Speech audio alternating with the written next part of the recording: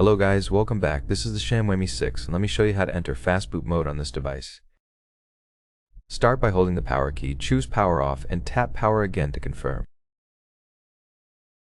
Wait until the device is completely switched off.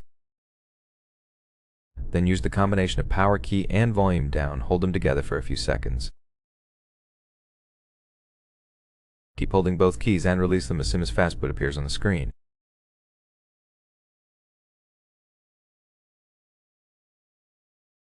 Now you can use your desired mode, or to exit Fastboot, simply press the power key for a long time.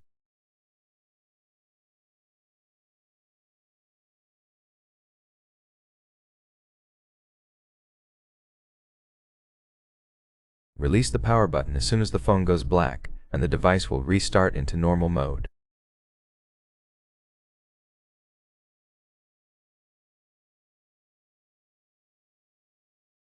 The device is now in normal mode and you can use it. Thank you for watching. Please subscribe and leave a thumbs up on the video.